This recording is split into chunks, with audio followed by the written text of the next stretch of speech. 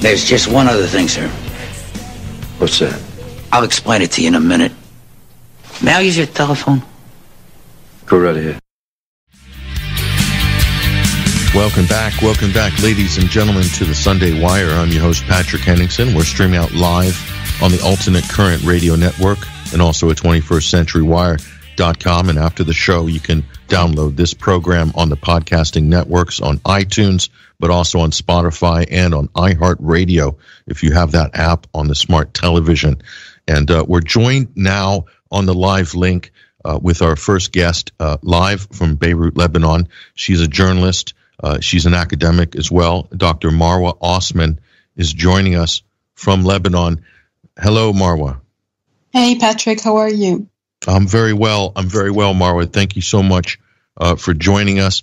And if you look at 21stCenturyWire.com, there's an essay posted in the features section. This is by Marwa Osman. This is just a kind of a summary of where things were at over the last 48 hours in Lebanon. And it's been very intense the last 2 weeks, to say the least, there in this country. And Marwa, just first of all, thank you for joining us. And just tell our listeners how things are right now. What's the atmosphere right now in Lebanon? Well, it's still more or less similar to how things started 11 days ago. Today is day 11 of the protests, of the popular protests in Lebanon, all across Lebanon, south, east, north part of Lebanon, the capital, Beirut. People are protesting and demanding. They have actually lots of demands, but now basically it seems that the main demand is the change of the government. They want to see this government resigning. So basically, if you're following what's going on in Lebanon, you could know that the people have certain demands, which are anti-corruption demands, which are demands against the oligarchy, against the 1% that is owning more than 52% of the Lebanese resources, against the banks, which are not paying taxes for the government. They are taking taxes from our salaries, but not giving that back to the governments. It's against the ruling class that has been literally stealing from our pockets, not only stealing resources for the past 31 years in Lebanon, ever since the Ta'if Accord was signed by the warlords of the civil war. Now, this was the basic demand by everyone, is give us back our money, all the money that you stole, and we want to hold accountable and put on trial everyone who was responsible of this disastrous leading to our economy, which is basically there is no economy anymore. So that's the issue. But now it seems things have changed and they have shifted, basically starting from Monday, or let's say Tuesday. Let's give it like a good shot and say from Tuesday, things have began changing. And this was what we touched in Sayyid Nasrallah's and Hezbollah chief Hassan Nasrallah's speech on Friday 25th, when he said that I do support the demands, but now things have changed, because on Saturday he had a speech. It was day 3, day 2, or like 3.5. It was 3.5 days of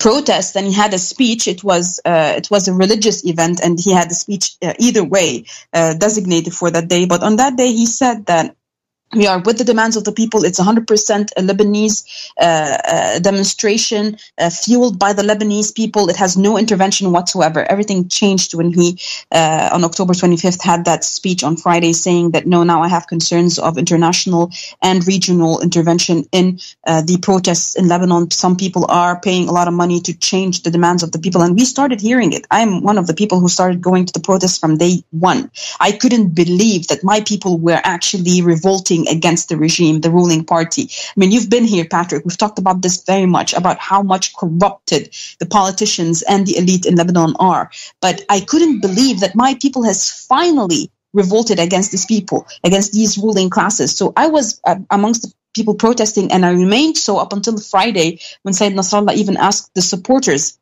because I'm not affiliated with the party, I'm just a supporter of the resistance. So he even asked the supporters of the resistance to stop going down to the protests, because he now have concerns and he's afraid that this protest will be shifted into other demands that would hit the security of Lebanon, that would hit the unity of the Lebanese people, that would hit the resistance and the farther goal. So that's what has been happening today. It's still people still protesting, those who do not support the views of Sayyid Nasrallah, and even people who actually support the resistance but still see a vital importance for them to be part of the protest. They are still there. It's fine. They claimed it. They posted about it. They said, look, we respect this man. We respect his wisdom, but we will not let these protests go by without us being part of it. So I also respect these people very much. And I have lots of friends and family who are still going to the protests, but I decided not to go because of, nothing that this man has ever said has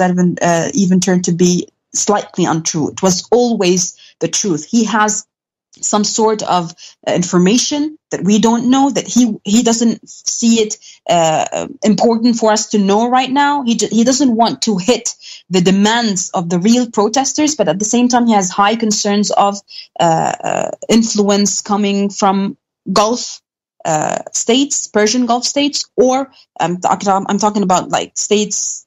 I'm not going to name any because no one named any. I'm going to just, let's say, speculations about certain Gulf states that are paying a lot of money now, this week, and also foreign intervention. Most probably it might be even U.S. foreign intervention. I'm still not sure. I don't have real information about this, but these are the concerns that were raised. And other concerns were raised was the issue of road blocking.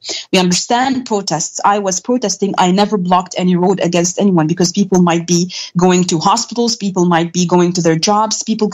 Some people cannot afford to go and protest every day. We understand that. Definitely. I mean, I have not had classes for the past week. But I'm okay with it because I'm looking at the better objective, at the farther objective. But there are some instructors, for example, who are either PhD holders or MBA holders who are instructors, and they are contract instructors, which means that if they don't teach, they don't get paid. If a day goes by, they are losing that payday. So it's a lot of confusion on whether or not people should block roads. We are trying to tell everyone, no, blocking the roads is basically the law. You have a civil right to protest, and other people have a civil right to actually use the road to get from point A to point B. So that's also another security issue because we did have a couple of roads up north where Samir Jaja''s Lebanese forces they've been stopping people. They've been even asking for people's IDs. Can you imagine? Back to 1972 up until 1975. It's that scary. So things are not good at the moment. Tripoli, we had clashes in northern Tripoli yesterday, in Badawi to be specific, with the Lebanese army. There were people shooting at the Lebanese army. I got literal panic attacks. It was flashbacks of Dar'a 2011 in Syria. I was so scared that this would be our fate now. So I started to understand why Sayyid Nasrallah actually said, we want the people out of the streets as fast as possible. Let us talk. Let us have a dialogue. Please just select your leadership. Let us sit with that leadership and have a talk with it. And he's not saying, come sit with me. He's telling them, go and sit with the president of Lebanon, President Michel Aoun. So there's a lot of confusion. There's a lot of fear. But at the same time, there's a lot of resilience from the real protesters who have righteous demands. And there seems to be also now resilience from certain foreign powers, I'm sorry to say. Yes. So it's extremely interesting. The danger, of course, is that, like you said in your essay, the popular mobility could be steered into kind of a chaos situation. Mm-hmm. At that point, then the foreign powers or the Gulf powers or the U.S. or the oligarchy can come and steer this popular movement into something where they want to steer it, basically, away from where the people originally wanted it. And that's the big challenge, isn't it? Right now.